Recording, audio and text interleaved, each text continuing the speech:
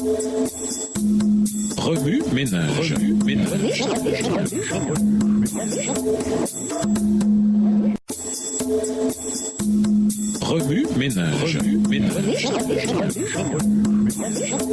Bienvenue dans votre émission. Remue ménage. Nous voilà à la leçon 1, la puissance de l'évangile. Lisons Romains, le chapitre 1. Romains 1. Paul, serviteur de Jésus-Christ, appelé à être apôtre, mis à part pour annoncer l'évangile de Dieu, qui avait été promis auparavant de la part de Dieu par ses prophètes dans les Saintes Écritures, et qui concerne son Fils, né de la postérité de David selon la chair, et déclaré Fils de Dieu avec puissance selon l'Esprit de sainteté, par sa résurrection d'entre les morts, Jésus-Christ notre Seigneur, par qui nous avons reçu la grâce et l'apostolat pour amener en son nom à l'obéissance de la foi tous les païens. Verset 6, parmi lesquels vous êtes aussi, vous qui avez été appelés par Jésus-Christ, à tous ceux qui, à Rome, sont bien-aimés de Dieu, appelés à être saints, que la grâce et la paix vous soient données de la part de Dieu, notre Père et du Seigneur Jésus. Je rends d'abord grâce à mon Dieu, par Jésus-Christ, au sujet de vous tous, de ceux que votre foi est renommée dans le monde entier. Dieu que je sers en mon esprit dans l'évangile de son Fils, mes témoins, que je fais sans cesse mention de vous, demandant continuellement dans mes prières d'avoir enfin, par sa volonté, le bonheur d'aller vers vous. Verset 11. Quand je désire vous voir pour vous communiquer quelques dons spirituels afin que vous soyez affermis, ou plutôt afin que nous soyons encouragés ensemble au milieu de vous par la foi qui nous est commune à vous et à moi. Je ne veux pas vous laisser ignorer, frères, que j'ai souvent formé le projet d'aller vous voir afin de recueillir quelques fruits parmi vous comme parmi les autres nations, mais j'en ai été empêché jusqu'ici. Je me dois aux Grecs et aux barbares, aux savants et aux ignorants. Ainsi, j'ai un vif désir de vous annoncer aussi l'évangile à vous qui êtes à Rome. Verset 16, car je n'ai point honte de l'évangile, c'est une puissance de Dieu pour le salut de quiconque croit, du juif premièrement, puis du grec. Parce qu'en lui est révélée la justice de Dieu par la foi et pour la foi, selon qu'il est écrit, le juste vivra par la foi. La colère de Dieu se révèle du ciel contre toute impiété et toute injustice des hommes qui retiennent injustement la vérité captive. Car ce qu'on peut connaître de Dieu est manifeste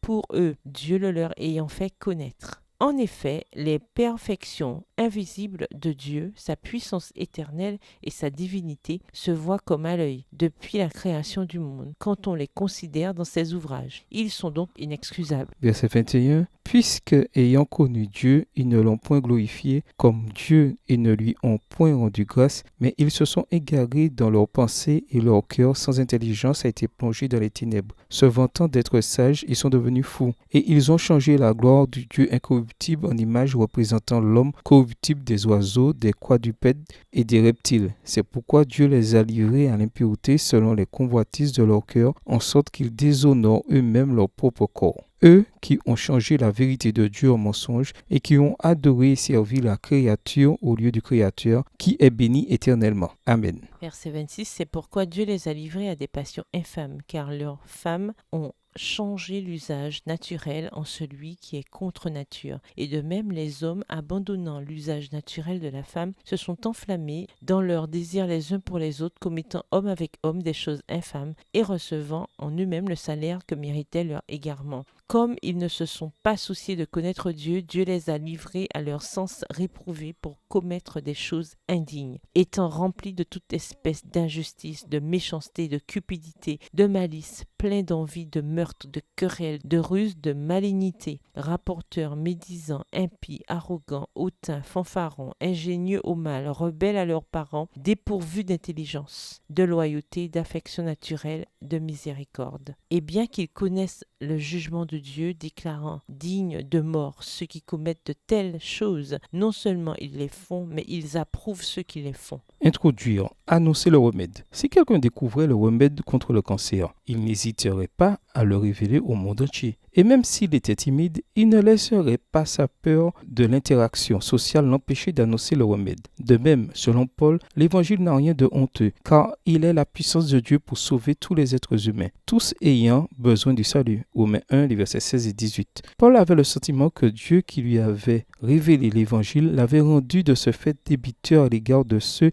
qui étaient dans les ténèbres pour les éclairer. Cette dette, il ne pouvait s'en acquitter qu'en prêchant l'évangile. Romains 1, verset 14. Tel un scientifique qui, ayant découvert un remède contre le cancer, doit partager la bonne nouvelle, Paul se devait de prêcher l'évangile. Mais quel évangile? À l'instar de l'évangile de Matthieu, de Marc, de Luc et de Jean, Paul a résumé l'évangile dans la vie, la mort et la résurrection de Jésus, le Fils de Dieu. Romains 1, les versets 1 à 4. Pour Paul, l'évangile, c'est Jésus. Et cet évangile est la puissance de Dieu pour sauver. Romains 1, le verset 16. En déclarant que l'évangile est la puissance de Dieu pour sauver, Paul présumait que le lecteur se demanderait pourquoi. À cette question implicite, l'apôtre avait une réponse toute prête. L'évangile est la puissance de Dieu pour sauver parce qu'il révèle la justice de Dieu. Romains 1, verset 17. La justice de Dieu est la justice que Dieu possède. Autrement dit, c'est la beauté de son caractère. Si sa fidélité à ses promesses depuis le début du grand conflit entre Dieu et Satan, des questions sur la justice et le caractère de Dieu ont été soulevées. Genèse 3, versets 1 à 5.